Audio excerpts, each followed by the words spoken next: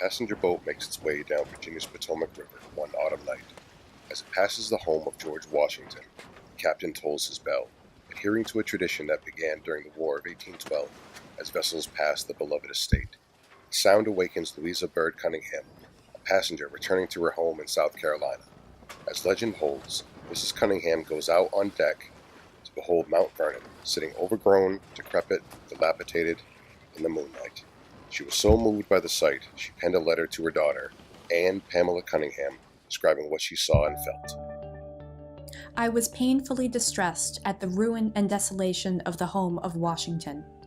If the men of America have seen fit to allow the home of its most respected hero to go to ruin, why can't the women of America band together to save it? These words inspired Anne Pamela, who would go on to found the Mount Vernon Ladies Association in 1853 and embark upon a tremendous crusade to save the home of our first president. By 1858, she had raised $200,000 to purchase the house and 200 acres from Washington's heirs, and the association formally took possession of the property in 1860. A mother's letter and a daughter's determination gave us one of our country's first preservation success stories and one of our first women in preservation. Though the seeds of preservation can be found at Mount Vernon, there were people all across the country who were already dedicating themselves to preserving important buildings in their community. In Boston, the Old South Meeting House had been sold at auction in 1876 for the sum of $1,350, so the valuable lot could be sold. A group of 20 women of Boston organized themselves to stop the demolition and raise money to save the building. With help from Ralph Waldo Emerson, Louisa May Alcott, and rousing speeches from Wendell Phillips, they raised $400,000 to purchase the meeting house and set the stage for Boston to become a national leader in historic preservation. In the nearly 160 years since Mount Vernon was saved, preservation began to form itself into a movement in the 1950s and 60s, into an ethic and new way of seeing communities in the 1970s and 80s, to the rising and expanding profession that it is today. This evolution was due to the hard work and dedication of many people, but it was women who gravitated to the forefront. Women took up the helm and charted a course for preservation, first as historians, then community activists, urban warriors, the professionals, policy leaders, and regulators, and now the innovators, advocates, and practitioners who are bringing preservation as a movement into the 21st century. Tonight we are celebrating 55 extremely accomplished and dedicated women who have made an indelible impact on historic preservation in our Commonwealth. For each awardee tonight, there are many more who go unrecognized, yet no less deserving of this honor, and together we are all part of a community that is making preservation a stronger force for good in Massachusetts. Ladies and gentlemen, Preservation Massachusetts is proud to present Women in Preservation. It begins where all movements begin, with people banding together to share a message, create awareness, and sow seeds of understanding and appreciation for preservation. Advocacy is at our core, and each and every person involved is an advocate in their own way. The early years saw the founding of nonprofits and preservation agencies, the establishment of educational programs, and the beginnings of a network and community.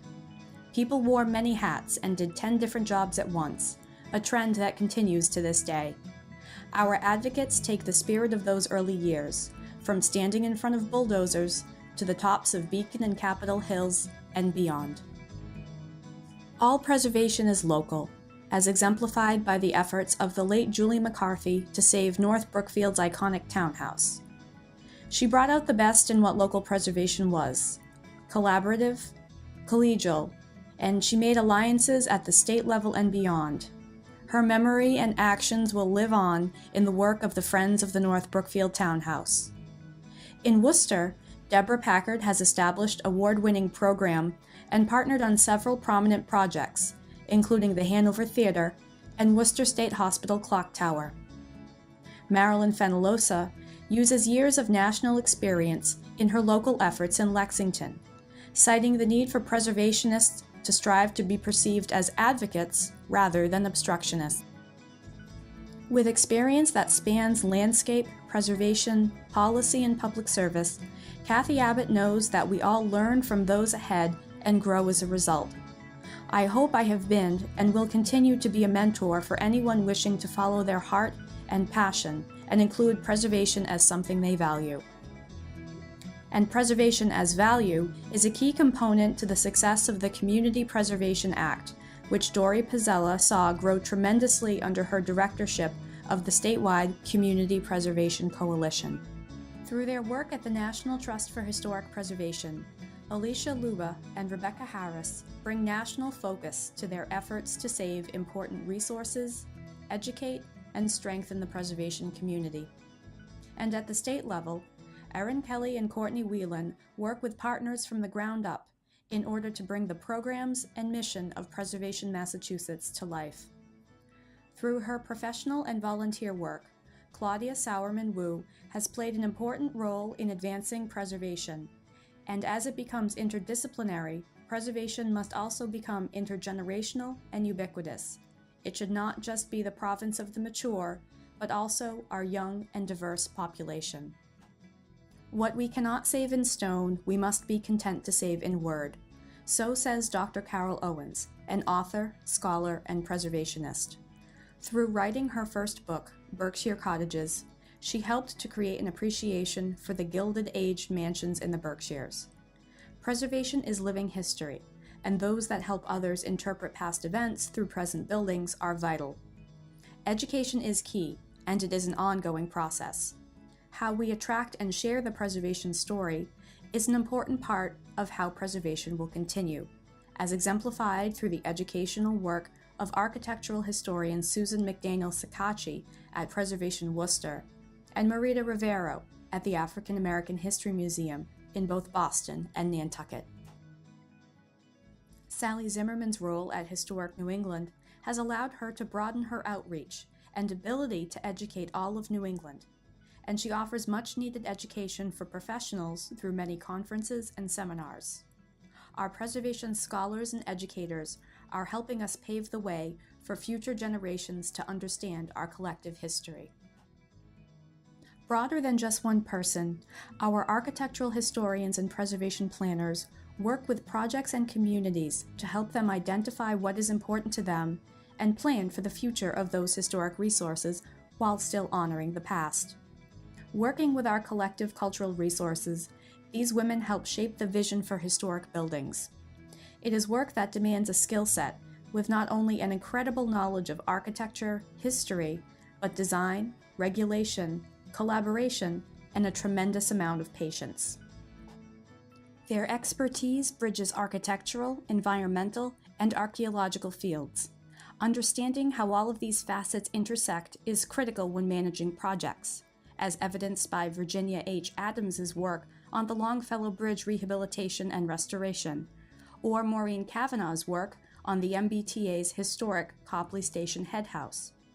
Researching and guiding projects through programs like National Register nominations or historic tax credit applications like Leslie Donovan and Christine Beard, Lynn Smilage, Taya Dixon, and Rita Walsh is not easy, but it has helped create a wave of opportunity for investing in the historic fabric of our communities. Their technical services are a vital part of the preservation community and enable preservation to take place. The women who see the future potential within a historic building and assemble the teams to bring them to life are to be applauded for their vision. They shepherd these complicated projects from start to finish, and the results go beyond just a restored building, but show communities made whole once more and how preservation is an important and continually evolving tool. Pam Goodman, CEO of Beacon Communities, knows that transformation of vacant and underutilized buildings into vibrant and economically strong residential communities has positive economic and environmental impacts. At Wind Companies, Elizabeth Fish and Leanne Hanfield both take on preservation projects that are critical to their communities, as exemplified by the successful work at Worcester's Voke Lofts and ongoing work at the Fitchburg Yarn Mill. In her work at Millennium Partners, Kathleen McNeil demonstrates how preservation and new development can work well together for our older cities. Kathy Kotaridis, wearing many hats at Historic Boston Incorporated, has successfully utilized partnerships and community-based collaborations for her projects, like the Alvah Kittredge House and the Eustace Street Firehouse. Anne-Ellen Pulsifer's dedication to preservation has resulted in her company participating in the restoration of more than 100 historic buildings and transformed entire neighborhoods. At Trinity Financial, Abby Goldenfarb's oversight of the Appleton Mills project saw a completely devastated mill transformed into 130 units of affordable and artist housing. Shelley Hoon Keith uses her real estate knowledge and appreciation for preservation and design to create new and preserve existing affordable housing. They say that beauty is in the eye of the beholder. The women who use architecture and design to bring often disinvested buildings back to life are groundbreaking, multi-talented, and can truly see the beauty of what is possible. At the architectural team, Marla Glanzer Curtis understands that preservation is a focus, and historic buildings are a means to create new within the old, breathing life and vibrancy back into the property and creating a community. Nancy Goodwin was a pioneer among women architects, and her focus at Feingold Alexander Architects was on reusing rather than rebuilding, especially with our historic schools. Her portfolio is a legacy that will hopefully inspire new generations of architects. Karen T. Hunt's collaborative processes encourage thinking outside the box when it comes to preservation. Her passion is saving and reusing historic buildings and making each project stand out in its own special way. Martha Werenfeld's dedication to preservation spans public and private sectors, and her work can be found on main streets in Massachusetts and at Ivy League universities. Her work ethic, attention to detail, and organization have resulted in many successfully restored buildings. For Mercedes Ferrando at Beacon Concepts, architecture is one aspect of our heritage which we can interact with and adapt. However, it is critical that we understand and honor the historic context of the buildings that we transform by paying homage to their unique features and character. I hope that my work inspires women to bring their inherent sensibility, vision, wisdom, and aesthetics forth to the preservation movement. Preservation is a collective, a community made up of many disciplines and skill sets. The work of our landscape architects and designers helps us interpret nature and our surroundings, and complement or contrast with our man-made structures. It is important that when we look to preserve history, we incorporate both the natural and built environment. The work of Marion Pressley at Pressley Associates has helped set the standard for historic landscape design. From the rehabilitation of public parks to master planning and private property work, she is successfully advancing the study of landscape history and its importance as part of our preservation community. In her directorship at the Friends of the Public Garden, Elizabeth Vizza utilizes her landscape planning and cultural landscape preservation expertise as she partners with the City of Boston on the care of the Public Garden, Boston Common, and Commonwealth Avenue Mall. These spaces are integral to the city, and their care and use serve as a model for urban open spaces across the state and country. As preservation is not limited to the built environment, it is also not limited to history or design.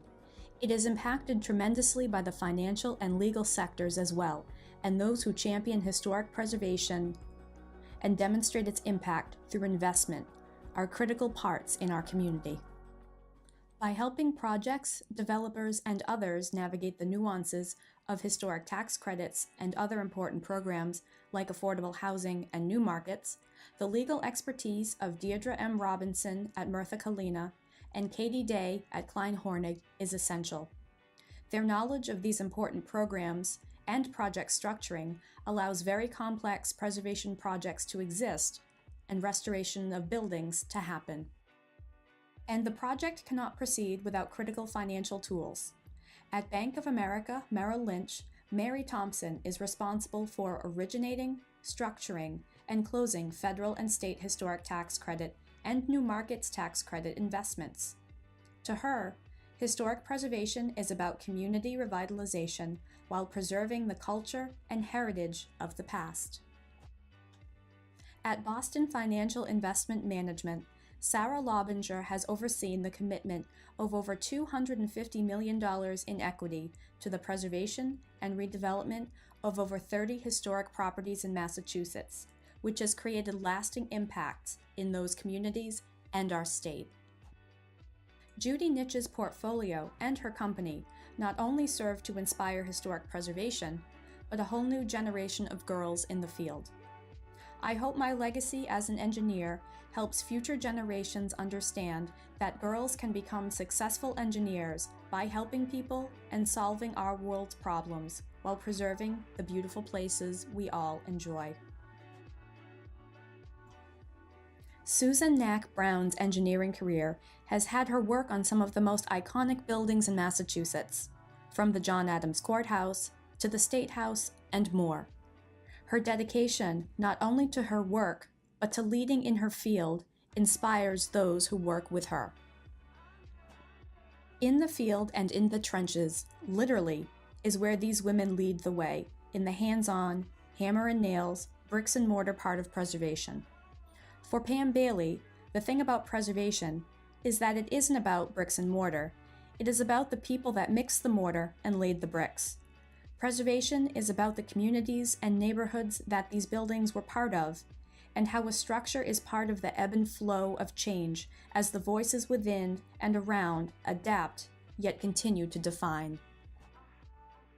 Trish Palmieri's contributions to historic preservation go far beyond the physical structures of the buildings she has helped restore. She is championing a pathway for women who want to choose those non-traditional preservation careers, like construction. Her dedication to the field and her work shines through in each of her projects. Under her former directorship at Building Conservation Associates, Andrea Gilmore worked for 3 decades on the conservation and documentation for historic building materials and developing treatment for their repair and conservation. Her hands-on work means that the very fabric of iconic Massachusetts landmarks will endure. Susan E. Shore founded Technology and Conservation of Art, Architecture, and Antiquities as a publication in 1976. Her dedication to the technical aspects of preservation is incredible, and she has helped advance the field and brought together academics, architects, engineers, and others in the cause of furthering thoughtful application of technology to conservation. Allison Hardy founded her own company, Window Woman of New England, after working on windows in her own 18th century home. She has used her skills to not only train other craftspeople in historic window repair, but to educate about window restoration and create alliances and groups that allow purveyors of these important trades to collaborate and inspire future generations to preserve, to repair, and to restore. Stewarding our historic resources for future generations is just as important as the work of restoring them. At Boston College, Vice President for Capital Projects Mary Nardone oversees some of the institution's most historic buildings as they evolve to meet 21st century needs. Mary has led the way for future women in preservation through her kind, unassuming, and engaging personality that has helped assure quality of construction on buildings and ensuring they will last for the next 100 years. During her tenure as president of Middlesex Community College, Carol Cowan led the school through a period of growth and community engagement and established a legacy of historic preservation, as evidenced through the school's acquisition and reuse of historic properties, such as the Stoker House in Billerica and the Federal Building and John Nesmith House, both in Lowell. Stewardship means often wearing many hats, and Kara Anderson wears many. From project manager to director of preservation, Her role at the Architectural Heritage Foundation has seen her work on redevelopment projects like Washington Mills, consult with communities on their own projects, and prioritize the rehabilitation of their most iconic property, Boston's Old City Hall. The work of the 1772 Foundation and their executive director, Mary Anthony, has made them a steward of the preservation movement as a whole. Under her leadership, the foundation has grown in value from $2 million to $76 million, have funded projects across the country, but most importantly, they have begun to prioritize historic property redevelopment programs as the future of preservation, changing how preservation organizations view their impact and their own ability to affect change within their communities. Many preservation leaders from the beginning have been women, and the trend continues, stronger than ever today. Crystal Cornegay is passionate about creating projects and programs that result in stronger communities for modest income and working families. This is evidenced through her over 20 years in community development and now as Undersecretary at the Massachusetts Department of Housing and Community Development. At the City of Boston's Department of Neighborhood Development, Sheila Dillon has directed investment into projects that restore historic buildings for housing and community use. She works at the nexus of old and new to find that balance necessary to maintain vitality in the city's urban neighborhoods. As Associate Director of the Massachusetts Department of Housing and Community Development, Catherine Racer oversees state programs and funding sources that are vital and critical components to preservation projects. Even before being elected to congressional office, Congresswoman Niki Tsongas has known the impact and importance of historic preservation. As evidenced by the transformation of Lowell with the assistance of her husband, Senator Paul Tsongas, preservation is more than just restored buildings. It is a revived sense of place. We are truly thankful for her support and efforts on preservation programs and policy in Congress, and her leadership has made Massachusetts a national force for historic preservation. Each of our honorees this evening has done so much to advance historic preservation, opportunities for women, our collective industry, and specific disciplines that we could sit for hours and still be inspired. To you, we say thank you. Thank you for being the mentors, leaders, advocates, and champions of preservation that you are. Preservation is not easy. It is an uphill battle, and has been ever since Pamela Cunningham read her mother's letter. But we face the odds, and as women, we have banded together and led a movement to great new heights, and laid the groundwork for new innovations in the future. In 1874, Anne Pamela Cunningham resigned her post at the association she founded so many years before, and she set this charge upon her fellow regents. Ladies, the home of Washington is in your charge. See to it that you keep it the home of Washington. So too, preservation is in our charge, and it is our duty to see that we keep that original spirit from our early years, yet continue to evolve as a profession, as a movement, and as a community. And to take up this charge, we look to the future women in preservation, who we will mentor and set an example for, as so many have done for us. Thank you to all women in preservation for your drive, your passion, and your efforts that make preservation a reality in our Commonwealth. We are so much more than our titles, our skill sets, and our experience. Together, we are the spirit of a movement that will continue to endure and inspire for many years to come. Congratulations to this year's Paul and Niki Tsongas Award honorees, and thank you for being with us this evening. Good night.